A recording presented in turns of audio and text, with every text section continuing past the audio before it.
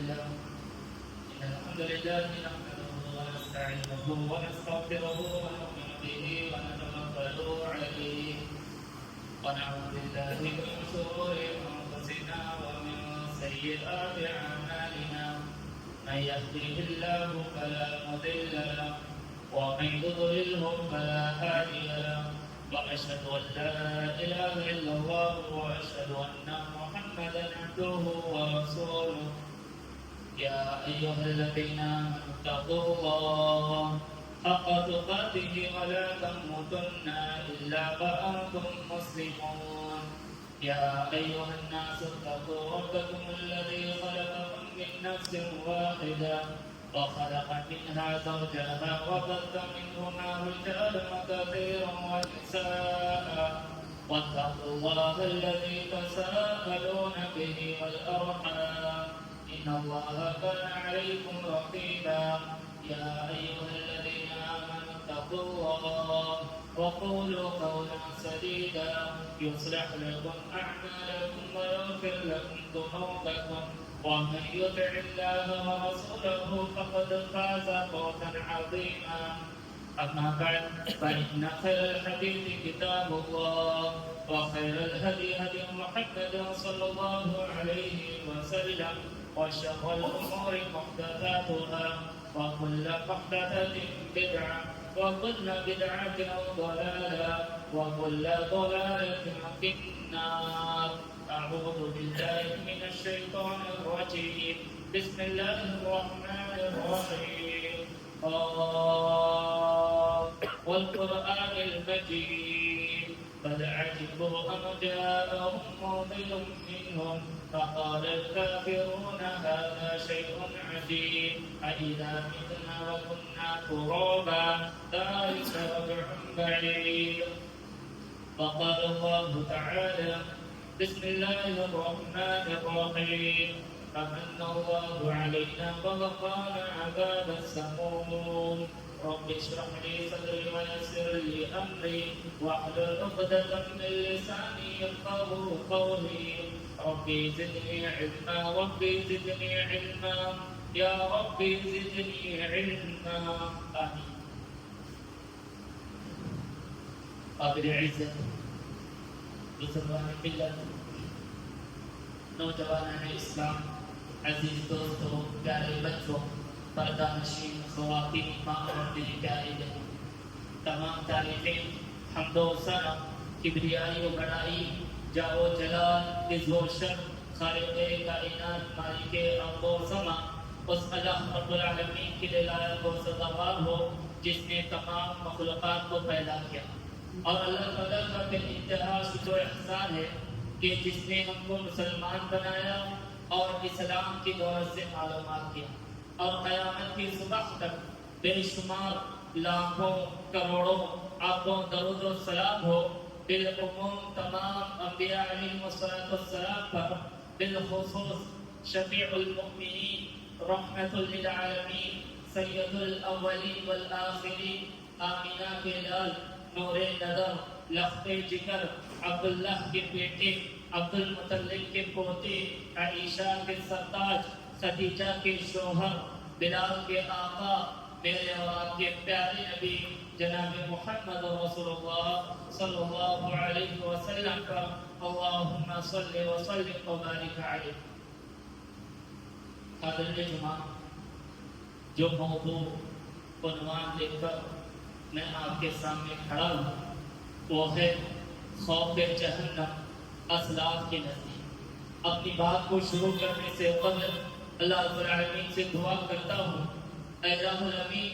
جو کچھ باتیں اس خطبہ جمعہ کے درمیان ہوں گے اے اللہ تو ہمیں سب سے پہلے ان تمام باتوں کو غور سے سننے کی توفیق عطا فرما, سننے کے ساتھ ساتھ سمجھنے کی بھی توفیق عطا فرما اور سمجھنے کے بعد مجھے اور آپ کو اپنی حالت بدلنے کی توفیق عطا فرما.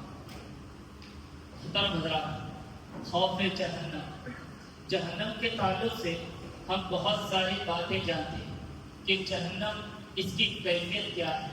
جہنم کے اندر کن کن لوگوں کو داخل کیا جاتا ہے. مگر افسوس کی بات یہ ہے کہ جہنم کے تعلق سے بہت سارا علم رکھنے کے باوجود ہم میں کوئی ایسا مسلمان نہیں ہے جو اس جہنم سے، اس دردناک اللہ کی اس مخلوق سے بچنے کی کوشش نہیں کرتا۔ آپ دنیا کے کسی بھی انسان سے سوال کر لو، چاہے وہ مسلمان ہو، کافر ہو، سکھ ہو، عیسائی ہو، کسی سے بھی آپ سوال کر لیں کیا تم جہنم کے اندر، کیا تم نرک کے اندر جانا پسند کرتے ہو، اس کا فوراً جواب نفی میں ملے گا، وہ صاف طور سے انکار کر دے گا، منع کر دے گا۔ خوف جہنم یہ ایسی جگہ ہے جہاں اللہ رب العالمین اپنے مشرک بندوں کو، نافرمان بندوں کو، گنہگار بندوں کو اللہ تعالیٰ جہنم کے اندر داخل کرتا ہے۔ اور یہ جہنم اتنی بری ہے، اتنی بری ہے، اللہ رب العالمین نے خود اس کی صفت کو بیان کرتے ہوئے فرمایا وَبِئْسَ الْمَصِيرُ، لوگوں ایک تو تمہارے لوٹنے کی جگہ ہے، یہ سب سے بری جگہ ہے، سب سے گھٹیا جگہ ہے۔ اور پھر میرے پیارے ساتھیوں، آج ہمارا معاملہ کیا ہے؟ جہنم کے تعلق سے ہمارے سامنے کئی باتیں کی جاتی ہے، جہنم کے بہت سارے عذابات کو ہمارے سامنے واضح کر دیا جاتا ہے، قبر کے عذابات کو ہمارے سامنے واضح کر دیا جاتا ہے، مگر ہماری وہی بیٹھگی جو پہلے تھی وہ اب بھی ہے، نہ بدلی ہے، نہ ہم بدلنے کی کوشش کرتی ہیں۔ مگر ذرا غور کریں، یہی وہ جہنم جس کا تذکرہ آج میرے اور آپ کے سامنے کیا جا رہا ہے، مگر جب اسی جہنم کا تذکرہ اسلاف کے نزدیک کیا جاتا، جب ان کے سامنے جہنم کا ذکر ہوتا، عذاب کا ذکر ہوتا، قبر کے عذاب کے تعلق سے ان کے سامنے جب بیان کیا جاتا تو ان کے دلوں کی کیفیت بدل جاتی، ان کے رہنے سہنے کا طریقہ بدل جاتا۔ آئیے میرے پیارے ساتھیوں، اسلاف کے نزدیک ہم دیکھتے ہیں کہ اسلاف اس جہنم سے کیسے خوف کھایا کرتے تھے، اس جہنم سے اسلاف کیسے ڈرا کرتے تھے۔ ہمارے نبی جناب محمد رسول اللہ صلی اللہ علیہ وسلم کے بارے میں آتا ہے کہ کون کائنات کے امام جن کے اگلے پچھلے کلام مٹا دیے گئے ہیں، ان کا اتنا اونچا مقام اللہ رب العالمین نے تمام نبیوں کی امامت کا تاج اللہ کے نبی کے سر پر پہنا دیا ہے۔ حضرت عدی بن حاتم رضی اللہ عنہ بیان کرتی ہیں، ایک مرتبہ اللہ کے نبی صحابہ کو نصیحت کر رہے ہیں، اللہ کے نبی فرماتے ہیں اے میرے صحابہ اتقوا النار، اے میرے صحابہ اس جہنم سے بچنے کی کوشش کرو، اے میرے صحابہ اپنے آپ کو اس جہنم کے عذاب سے بچاؤ۔ حضرت علی بن حاتم بیان کرتے ہیں جب اللہ کے نبی نے یہ جملہ کہا، اللہ کے نبی کے اوپر خشیتاری شروع ہو گئے، اللہ کے نبی کے اوپر کپکپاہٹ شروع ہو گئے۔ جیسے آپ نے جہنم کا ذکر کیا، جیسے آپ نے جہنم کا تذکرہ کیا، آپ کے اوپر خشیتاری شروع ہو گئے۔ حضرت علی بن حاتم بیان کرتے ہیں اللہ کے نبی نے 3 مرتبہ یہی جملہ کہا، اور تینوں مرتبہ اللہ کے نبی کے اوپر غشیتاری شروع ہوتی جا رہی ہے، آپ روتے جا رہے ہیں، آپ کانپتے جا رہے ہیں، اور اللہ کے نبی صحابہ کو نصیحت کرتے ہوئے جا رہے ہیں۔ اور میرے پیارے ساتھیوں، اتنا اونچا مقام رکھنے کے باوجود جن کے اگلے پچھلے گناہ مٹا دیے گئے، اتنا اونچا مقام قیامت کے دن جب تک اللہ کے نبی جنت کے دروازے پر نہ پہنچے، اس وقت تک جنت کا دروازہ نہیں کھولا جائے گا۔ اتنا اونچا مقام ہونے کے باوجود بھی جیسے جہنم کا ذکر ہو رہا ہے، جہنم کی بات آ رہی ہے، اللہ کے نبی کے اوپر غشیتاری شروع ہو رہی ہے، اللہ کے نبی کے اوپر کپکپاہٹ شروع ہو رہی ہے۔ آج غور کریں میرے پیارے ساتھی، آج ہمارے سامنے بیان کیا جا رہا ہے، مگر ہمارا دل رتی پر رائی کے دانے کے برابر بھی ڈرنے کے لیے تیار نہیں۔ نبی کے صحابہ جو نبی کے نقش قدم پر چلنے والے، جب ان کے سامنے جہنم کا ذکر آتا ہے تو دیکھیے ان کی بھی بےعزتی کیسے بدلتی ہے۔ حضرت عائشہ رضی اللہ عنہا آپ کی چہتی بھی ایک مرتبہ اللہ کے نبی کے ساتھ اچانک وہ رونے لگی،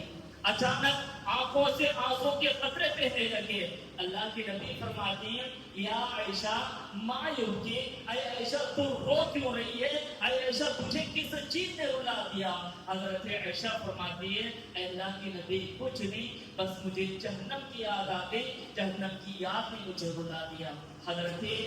عروہ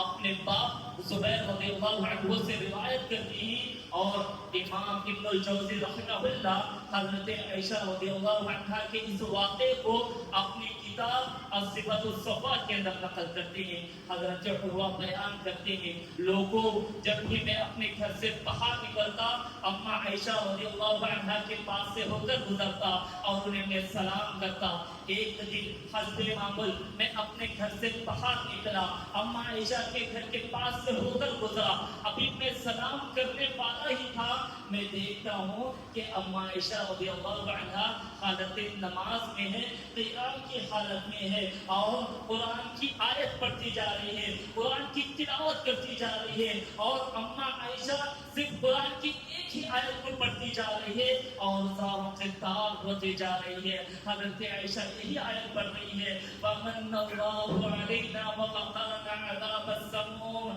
وَمَنَّ اللَّهُ عَلَيْنَا وَوَقَانَا عَذَابَ السَّمُومِ. اے اللہ تیرا ہم پر بہت بڑا احسان ہے، اے اللہ تیرا ہم پر بہت بہت بڑا کرم ہے کہ تو نے ہمیں جہنم کی زہریلی ہوا سے تو نے ہمیں محفوظ کر دیا، جہنم کے دردناک عذاب سے تو نے ہمیں محفوظ کر دیا. اے اللہ تیرا ہم پر بہت بڑا احسان ہے. حضرت عروہ بیان کرتے ہیں لوگوں میں کافی دیر تک انتظار کرتا رہا تاکہ عائشہ نماز ختم کر دے اور میں انہیں سلام کر کے نکل جاؤں. میں کافی دیر تک وہیں پر کھڑا رہا، اب میرے اندر انتظار کرنے کی طاقت باقی نہ رہی. میں اتنی دیر تک انتظار میں نے کیا، اب میرے اندر انتظار کرنے کی طاقت باقی نہ رہی. پھر میں اپنے بازار میں گیا، اپنا جو کام تھا میں نے اپنے کام کو مکمل کیا. پھر میں اسے راستے سے نکلتا ہوں، میں دیکھتا ہوں کہ اما عائشہ ابھی حالت نماز میں ہے اور اسی آیت کو پڑھتی جا رہی ہے اور زاروں کے تار ہوتی جا رہی ہے. اور کریں اما عائشہ یہ کون ہے؟ کون ہے جن کی عزت کو اللہ رب العالمین نے ان کی پاک دامنی کو بیان کرتے ہوئے قرآن کے اندر 10 آیتوں کو نازل کر دیا. جب عبداللہ بن ابی السلول جو منافقوں کا سردار تھا، جب اس نے اما عائشہ رضی اللہ عنہا پر غزوہ بنی مصطلق کے لوٹنے کے بعد ان پر جھوٹا الزام لگا دیا تھا، ونعوذ باللہ عائشہ نے صفوان کے ساتھ زنا کر لیا. یہ ایسا الزام تھا جس کی وجہ سے اللہ کے نبی ایک مہینہ اپنی چہری بیوی سے دور رہے، ایک مہینہ اللہ کے نبی اپنی بیوی سے پریشان رہے. اللہ کے نبی نے عائشہ سے کلام کرنا چھوڑ دیا، عائشہ سے بات کرنا چھوڑ دیا. حضرت اللہ کے نبی حضرت بریرہ سے کہتے ہیں اے بریرہ عائشہ کے بارے میں تمہارا کیا خیال ہے؟ حضرت بریرہ کہتی ہے اے اللہ کے نبی آپ ایسی عورت کے بارے میں سوال کر رہے ہیں، ایسی بھولی بھالی لڑکی کے بارے میں پوچھ رہے ہیں. اللہ کے نبی میں سمجھتی ہوں اگر اس روئے زمین پر اما عائشہ اگر مومنہ نہیں ہے تو میں سمجھتی ہوں کہ آج تک کسی عورت نے کوئی مومن بچہ نہیں جنا.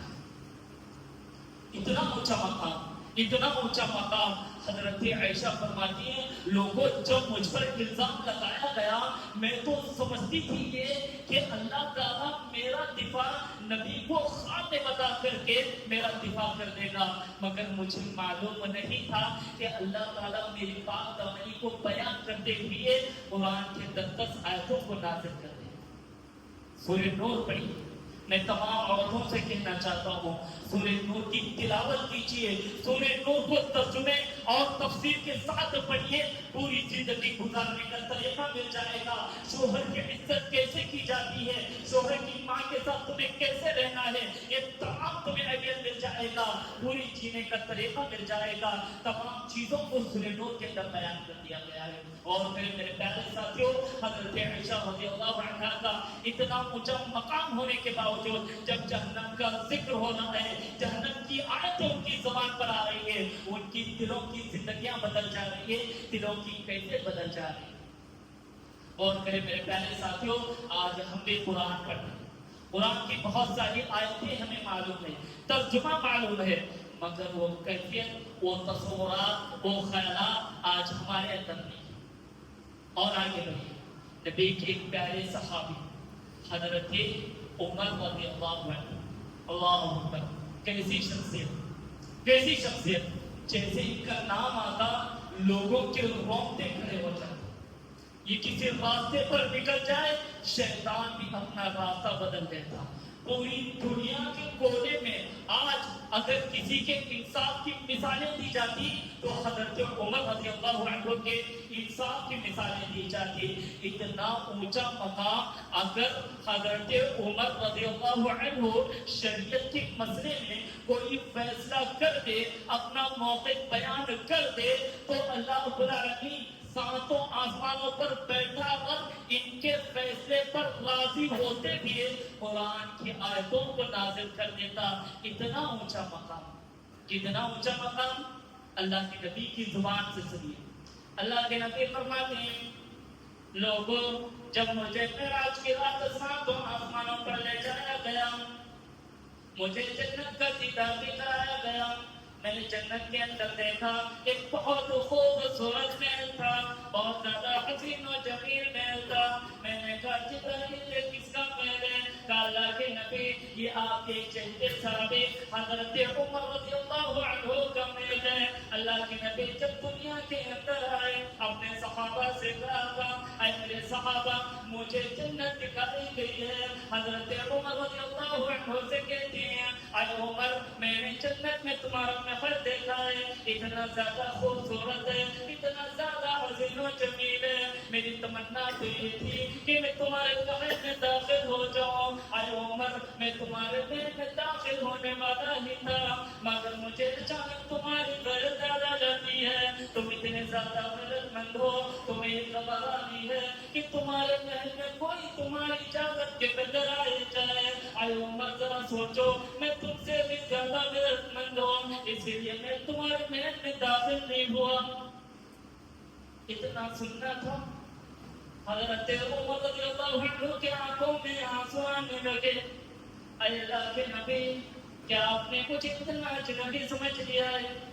کیا آپ نے مجھے اتنا پرایا سمجھ لیا ہے؟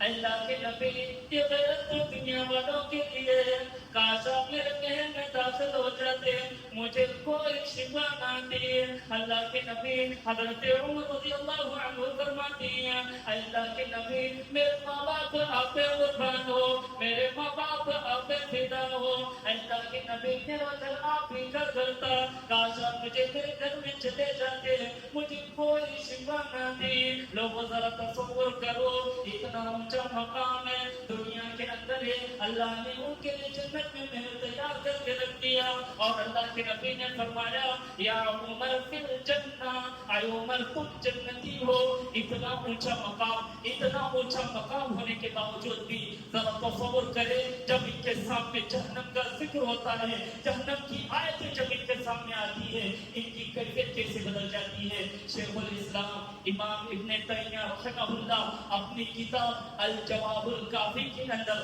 حضرت عمر رضی اللہ عنہ کے اور ایک واقعے کو نقل کرتے ہیں۔ حضرت عمر رضی اللہ عنہ ایک مرتبہ سورہ طور کی تلاوت کر رہے ہیں، سورہ طور کی آیتوں کو پڑھتے جا رہے ہیں، جب اس آیت کریمہ پر پہنچے، ان عذاب ربک لواقع، بے شک تیرے رب کا عذاب ضرور بھی ضرور واقع ہونے والا ہے۔ جب اس آیت کریمہ پر پہنچے اس قدر رونے لگے، اس قدر رونے لگے، حتیٰ کہ آپ بیمار ہو گئے، آپ مریض ہو گئے، وعاتوہ، اور لوگ آپ کی عیادت کے لیے آنے لگے۔ اور امام بیہقی رحمہ اللہ اپنی کتاب الزہد کے اندر لکھتے ہیں کہ حضرت عمر اس وقت اس قدر رونے لگے، اس قدر رونے لگے، وَكَانَ فِي وَجْهِهِ خَطَّانِ أَسْوَدَانِ مِنَ الْبُكَاءِ، آپ کے رونے کی وجہ سے، آپ کے آنسوں بہنے کی وجہ سے آپ کے چہرے پر دو کالی لکیریں پڑ جاتی ہیں۔ اور پھر میرے پیارے ساتھی ذرا تصور کریں، آج وہ کیفیت، وہ خیالات، وہ تصورات آج ہمارے ذہنوں سے نکل چکے ہیں۔ آج دنیا کی محبت ہمارے دلوں میں اس قدر سما چکی ہے، اس قدر آج ہمارے دلوں کے اندر دنیا کی محبت بیٹھ چکی ہے، کوئی انسان آخرت کے تعلق سے سننا گوارا نہیں کرتا، اپنی موت کو یاد کرنا گوارا نہیں کرتا، آخرت کے عذاب کو یاد کرنا گوارا نہیں کرتا۔ اور کرے میرے پیارے ساتھی، اور آج بہت سارے ایسے لوگ ہیں جو اپنے کمالات پر، اپنی خوبیوں پر، اپنے مال و دولت پر، اپنی خوبصورتی پر بہت زیادہ تکبر کرتے ہیں۔ لوگوں، جب بات حضرت عمر رضی اللہ عنہ کی آئی ہے تو میں ان کا ایک اور آپ کے سامنے رکھ کر جاتا ہوں۔ کبھی اپنی زندگی میں اپنے کمالات پر تمہیں تکبر آ جائے، اپنے مال و دولت پر، اپنی عبادتوں پر، اپنی نیکیوں پر جب تمہیں تکبر آ جائے تو حضرت عمر رضی اللہ عنہ کے اس قول کو، ان کی اس زبانی قول کو یاد کر لو، جس کو امام ابو نعیم رحمہ اللہ اپنی کتاب الحلیۃ الاولیاء کے اندر نقل کرتے ہیں۔ حضرت عمر رضی اللہ عنہ کہتے ہیں، لوگوں، نادى مناد من السماء، آسمان سے اگر کوئی اعلان کرنے والا، آسمان سے کوئی یہ پکارنے والا پکار دے، ایھا الناس انکم داخلون الجنہ، اے دنیا کے لوگوں، کلکم اجمعون، تم تمام کے تمام جنت میں داخل ہو گئے۔ دنیا کے اندر جتنے بھی انسان ہیں، دنیا کے اندر جتنے بھی جنات ہیں، تم تمام کے تمام جنت میں داخل ہو گئے۔ اور پھر سنو میرے پیارے ساتھیوں، حضرت عمر رضی اللہ عنہ خود فرما رہے ہیں، لوگوں، آسمان سے کوئی اعلان کرنے والا ہے، اعلان کر دے کہ دنیا کے تمام انسان جنت میں داخل ہو گئے، تمام کے تمام جنت میں داخل ہو گئے، الا واحدا، سوائے ایک کے۔ اب حضرت عمر رضی اللہ عنہ کے ان جملوں پر غور کرو۔ حضرت عمر کہتی ہیں، لَخِفْتُ أَنْ أَكُونَ هُوَ، لوگوں، مجھے ڈر ہے کہ کہیں وہ ایک شخص میں ہی نہ ہو جس کو جنت سے نکال کر محروم کر دیا گیا ہو، جنت سے نکال کر پھینک دیا گیا ہو۔ غور کریں میرے پیارے ساتھی، آج انسان کیا حج کر لے، کیا عمرہ کر لے، کیا صدقہ و خیرات کر لے، یا کسی کی شادی کرا دے، تو انسان اپنے اس عمل پر بہت زیادہ فخر کرتا ہے اور سوچنے لگتا ہے کہ مجھ سے بڑا عبادت گزار، مجھ سے بڑا متقی، مجھ سے بڑا جنتی کوئی نہیں ہے۔ اور لوگوں، ذرا تصور کرو، یہ تمہارے عبادات، یہ تمہارے اعمال حضرت عمر رضی اللہ عنہ کے اعمال سے تو زیادہ بڑے نہیں ہے۔ جب ان کا یہ نظریہ ہے تو میرا اور آپ کا کیا ہونا چاہیے؟ اللہ اکبر، تصور کیجیے میرے پیارے ساتھی۔ اور آگے بڑھیے، عبداللہ بن رواحہ رضی اللہ عنہ کے بارے میں آتا ہے کہ ایک مرتبہ اپنے گھر آئے اور اپنی بیوی کے گود پر سر رکھ کر لیٹ گئے اور اچانک رونے لگے، اچانک روتے جا رہے ہیں۔ بیوی نے آپ کو روتا دیکھا، ان کی بیوی نے آپ کو تکلیف میں دیکھا، کوئی سوال نہیں، کوئی تان و تشریف نہیں، لام و تام نہیں کیا۔ آج ہماری عورتیں ہوتی کیسے ہیں؟ اگر شوہر صبح سے لے کر شام تک کام کر کے جب اپنے گھر پر آتا ہے، کچھ الٹا سیدھا ہو جائے تو آج ہماری عورتیں اپنے گھر والوں پر، اپنے شوہروں پر لام تام کرنا شروع کر دیتی ہے، انہیں نہ جانے برا بھلا کہنا شروع کر دیتی ہے۔ میری ماں بہنوں، اگر تمہیں مثالی بیوی بننا ہے، اگر تمہیں نیک عورت بننا ہے، واقعی طور پر اگر تمہیں بیوی کا پہلو اپنانا ہے تو عبداللہ بن رواحہ کی بیوی کی طرح اپناؤ، جنہوں نے اپنے شوہر کو تکلیف میں دیکھا، مصیبت میں دیکھا، کوئی سوال نہیں کیا بلکہ خود رونا شروع کر دی ہے۔ عبداللہ بن رواحہ کہتی ہے، اے میری بیوی، کیا بات ہے ماں، تو رو کیوں رہی ہے؟ تجھے کس چیز نے رلا دیا؟ وہ بیوی بڑا پیارا جواب دیتی ہے، اے میرے شوہر، اب مجھے عذر پوچھنے کی ضرورت کیا ہے؟ سوال کرنے کی ضرورت کیا ہے؟ اے میرے شوہر، میں نے آپ کو روتا دیکھا، میں نے آپ کو تکلیف میں دیکھا، میں نے آپ کو مصیبت میں دیکھا، اس سے بڑا میرے لیے اور کیا ہو سکتا ہے؟ اے میرے شوہر، ہم ایک دوسرے کے لباس ہیں، ہن لباس لکم وانتم لباس لہم، ہم خوشی میں بھی ساتھ میں ہوتے ہیں، مصیبت میں بھی ساتھ ہوتے ہیں۔ میں تمہارے غم میں شریک ہو گئی، میں نے تمہیں روتا دیکھا، میں نے بھی رونا شروع کر دیا۔ عبداللہ بن رواحہ کہتے ہیں اے میری بیوی، مجھے اس آیت نے رلا دیا، مجھے وہ آیت یاد آ گئی ہے جس آیت کی وجہ سے میں رونے لگا، وَإِن مِّنكُمْ إِلَّا وَارِدُهَا۔ اے میری بیوی، قیامت کے دن ہم میں سے ہر ایک کو پل صراط سے گزرنا ہے، اور یہ پل صراط جہنم کے اوپر ہے، اور مجھے معلوم نہیں اس وقت تو بھی رہے گی اور میں بھی رہوں گا، اور ہمیں معلوم نہیں ہے کہ ہم پل صراط پار کر پائیں گے یا نہیں پائیں گے۔ اور کریں میرے پیارے ساتھی، اسلاف کی زندگیاں کیسے گزرتی تھی؟ آج ہمارے ذہنوں کو توڑ لیں، آج اپنے آپ سے پوچھ لیں تو آج ہمارے ذہن یہی کہتی ہے کہ ہمیں مال کیسے جمع کرنا ہے، ہمیں مال و دولت کیسے کمانا ہے، ہمیں اپنی بڑی بلڈنگ کیسے بنانا ہے۔ مگر ہمارے اسلاف کا یہ نظریہ نہیں تھا۔ ہمارے اسلاف کے خیالات ہمیشہ آخرت کو ترجیح دیا کرتے تھے۔ وہ اپنی زندگی گزارتے تو آخرت کو اپنے سامنے رکھ کر اپنی زندگی گزارا کرتے تھے۔ آج ہمارے صبح و شام ہنسی مذاق میں گزرتے ہیں۔ کوئی ایسا وقت نہیں ہے جس میں ہم ہنسی مذاق نہ کریں۔ ہر کوئی یہ چاہتا ہے کہ بھئی ہر جگہ انٹرٹینمنٹ ہو، ہر جگہ ہنسی خوشی مذاق کا محفل جمی ہو۔ مگر ذرا غور کریں میرے پیارے ساتھیوں، سعید بن جبیر رضی اللہ عنہ کے بارے میں آتا ہے۔ سعید بن جبیر اتنے زیادہ کم زدہ ہوا کرتے تھے، حجاج بن یوسف نے ایک مرتبہ ان سے سوال کیا، اے سعید کیا معاملہ ہے، اے سعید کیا بات ہے؟ میں نے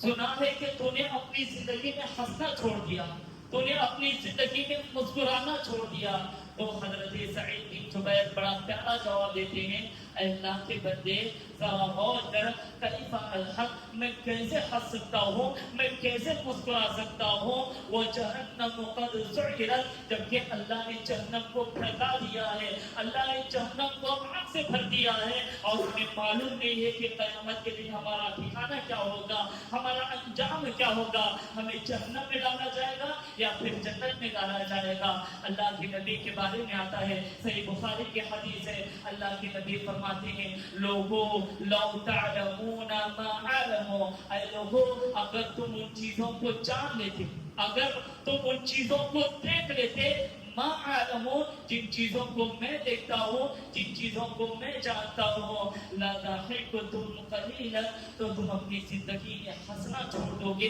تم اپنی زندگی میں ہنسنا کم کر دو گے، ولا بکیتم کبیرا، اور تم رونا شروع کر دو گے۔ اللہ اکبر، غور کریں میرے پیارے ساتھی، غور کریں،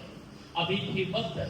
ابھی بھی وقت ہے، اللہ کو راضی کر لو، اللہ کے سامنے گر جاؤ، اللہ سے راضی کر لو، اللہ کے سامنے توبہ کر لو، اپنی مغفرت خود کر لو، ورنہ ایک وقت آئے گا تم اللہ کے سامنے گر گراؤ گے، رونے لگو گے، بہت زیادہ رو گے، مگر اس وقت یہ تمہارا رونا، یہ تمہارا گر گرانا، اللہ کے سامنے یہ تمہارا بھیک مانگنا کوئی کام نہیں آئے گا، کوئی معنی نہیں رہے گا۔ قیامت کے دن تم اپنے آپ کو جہنم سے بچانے کے لیے اس قدر رونے لگو گے، اس قدر رونے لگو گے، اگر تمہارے آنسوؤں کو دنیا کے اندر لایا جائے تو بڑے آرام سے ان آنسوؤں پر کشتیاں چلنے لگے گی۔ میرے پیارے ساتھیوں، اللہ سے اپنی مغفرت کروا لو، اللہ خود فرماتا ہے ادعونی استجب لکم، اے میرے بندو تم مجھے پکار کر تو دیکھو، تم مجھ سے مانگ کر تو دیکھو، میں نے کس کو نہیں دیا ہے، کیا میں نے یونس کی دعا قبول نہیں کی، کیا میں نے آدم کی دعا قبول نہیں کی، میں نے کن لوگوں کی دعا قبول کی۔ اے میرے بندو اگر تم مجھے جو چاہے مانگ لو، پوری دنیا کے لوگوں جو چاہے مانگ لو، تب بھی میرے مال و خزانے میں کوئی کمی نہیں آئے گی۔ اللہ غفور الرحیم ہے، اللہ بڑا بخشنے والا ہے، بڑی مغفرت کرنے والا ہے۔ میرے پیارے ساتھیوں، اب بھی وقت ہے، اللہ کو راضی کر لو، ورنہ وہ وقت آئے گا جس وقت تم گر گراؤ گے، اللہ سے مغفرت طلب کرنا چاہو گے، اس وقت یہ تمہاری دعا، یہ تمہارا گر گرانا، یہ تمہارا بھیک مانگنا کوئی کام نہیں آئے گا۔ میرے پیارے ساتھیوں، باتیں اور بھی زیادہ ہیں مگر وقت مجھے اجازت نہیں دیتا کہ میں اور لمبی گفتگو کر رہا ہوں، اللہ سے دعا کرتا ہوں اے الہ العالمین جو کچھ باتیں اس خطبہ جمعہ کے درمیان بھی ہے اے اللہ تو ہمیں ان تمام باتوں سے عبرت حاصل کرنے کی توفیق عطا فرما۔ اے اللہ جو خیالات جو تصورات صحابہ کے اندر حضرات کے ذہنوں میں ہوا کرتے تھے اے اللہ وہ خیالات وہ تصورات تو ہمیں اپنے ذہنوں کے اندر پیدا کرنے کی توفیق عطا فرما۔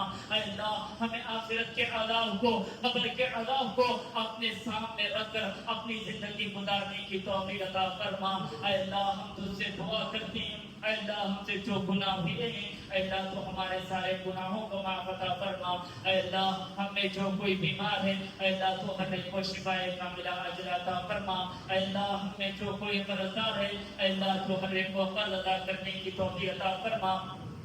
اے اللہ ہم ان مسلمانوں کے لیے دعا کرتے ہیں جن پر یہ ظالم حکمران ناحق ظلم کر رہے ہیں اے اللہ تو ان کی غیبی مدد عطا فرما۔ اے اللہ ہم ان ظالموں کے لیے دعا کرتے ہیں یا تو انہیں ہدایت دے یا پھر ہم ان کے لیے بددعا کرتے ہیں تو انہیں ایسے عذاب میں مبتلا عطا فرما، ایسے عذاب میں مبتلا عطا فرما جو آنے والے اسی ظالم حکمرانوں کے لیے عبرت حاصل ہو۔ اے اللہ ہم تجھ سے بس یہی دعا کرتے ہیں اے اللہ تو ہمیں جب تک زندہ رکھ اسلام پر ایمان پر توحید پر اور جب ہمارا خاتمہ و خاتمہ بالخیر ہو کلمہ لا الہ الا اللہ محمد رسول اللہ پر ہو وما علینا الا البلاغ وآخر دعوانا الحمد للہ رب العالمین۔